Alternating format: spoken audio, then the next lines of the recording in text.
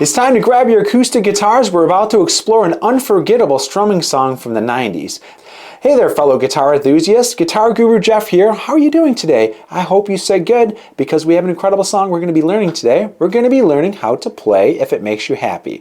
We're going to be learning the intro to the song, the verse, and the chorus. We're going to be reviewing the chords used in the song, the strumming pattern, and putting it all together into a play-along. Now, this is mostly a beginner lesson, but I need you to stick around to the end, as I'm going to be showing you some really cool ideas to take the song up a notch. Let's grab our guitars. Let's dive in.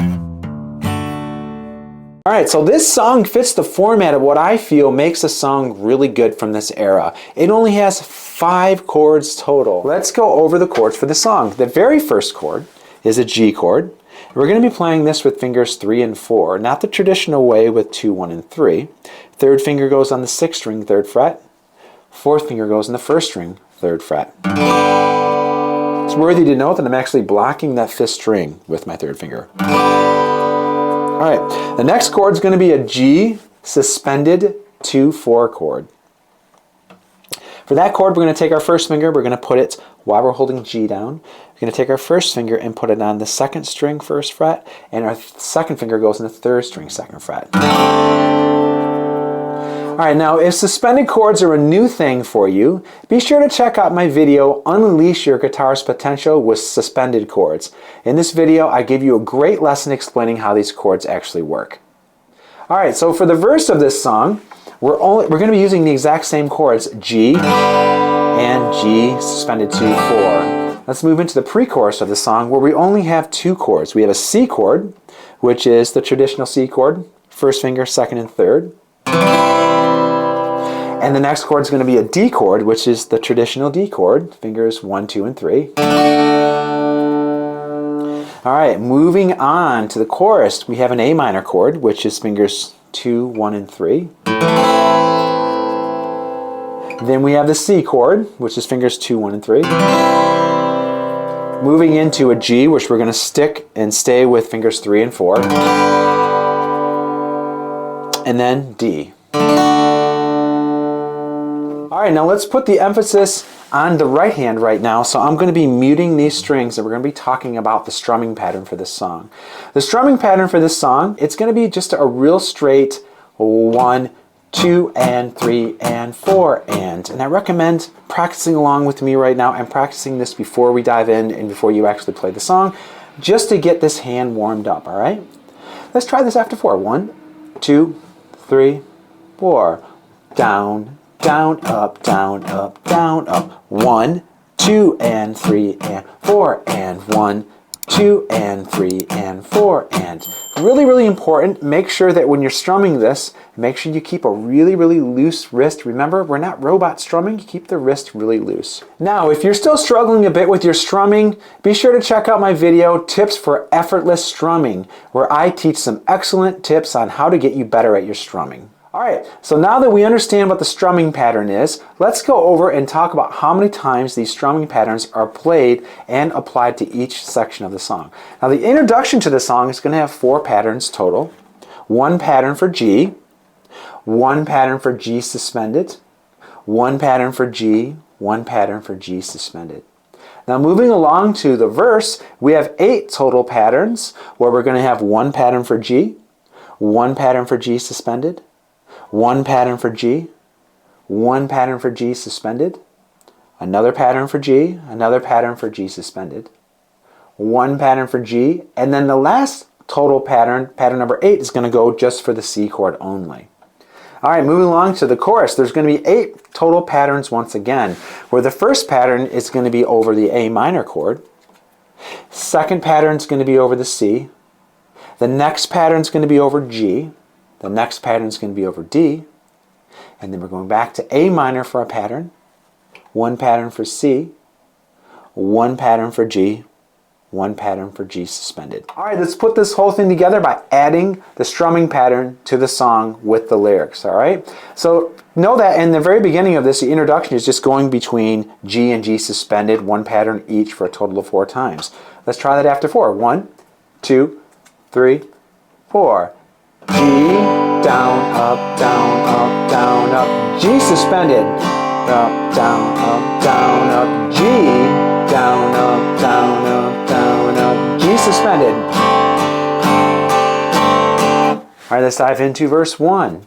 After 4. 1, 2, 3, 4. I've been G. G suspended. Away from G.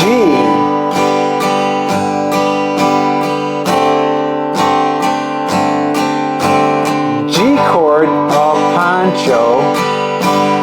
G suspended. Mosquitoes. G chord till I was thirsty.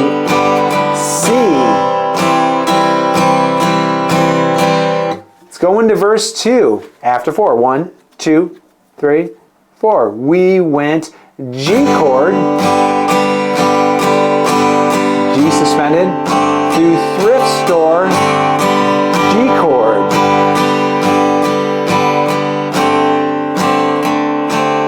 Found G chords, rifle, G suspended, shampoo, G chord, Goodman's corset, and C.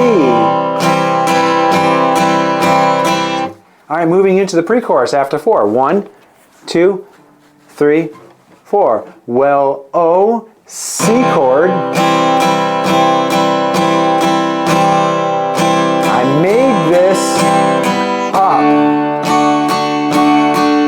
I C chord you, I'd never give up. Just know at the end it's just going to go down, up, down, and it stops for a big dramatic entry into the chorus. 1, 2, 3, 4. If it makes you A minor, down, up, down, C. It can't be that G chord. D, if it makes you A minor. Why the heck are you so sad? It goes right back into that introduction.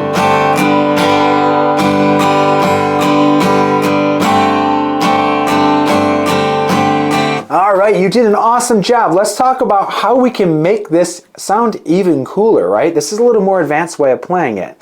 So one of the things you can do to make this very interesting is to add what's called a skip strum. So when I talk about skip strumming, what I really mean is syncopation. So think about that pattern we learned. 1, 2, and 3, and 4, and 1, 2, and 3, and 4, and so that pattern just keeps repeating throughout the entire song.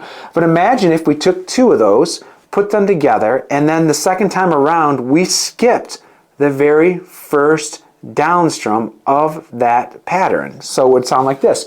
1, 2, and 3, and 4, and skip. 2, and 3, and 4. 1, 2, and 3, and 4, and skip. 2, and 3, and 4, and so adding the downs and ups, down, down, up, down, up, down, up, skip, down, up, down, up, down, up, 1, 2, and 3, and 4, and skip, 2, and 3, and 4, and so that's a great way to make this sound even better once you master that first drum we learned. So here's what it sounds like. 1, 2, 3, 4, 1, 2, and 3, and 4, and 1, 2, and 3, and 4, and 1, 2, and 3, and 4, and 1, 2, and 3, and 4, and... Oh man, you did such a great job today. I want to thank you for hanging out with me today. I had a blast showing you how to play this song. I absolutely love putting together these videos for you. I just think this is a great strumming song. I know that you agree. It's definitely one of the most fun songs from that era to learn to strum and to play. Now, if you enjoyed this lesson, if you got some value out of it, don't forget to like, comment, and subscribe. I put together these videos every week. I look forward to putting them together. I look forward to meeting with you every week. And the way that you can say thanks is to leave a comment and subscribe. Now, I look forward to seeing you in the next lesson. Have a wonderful day and happy practicing.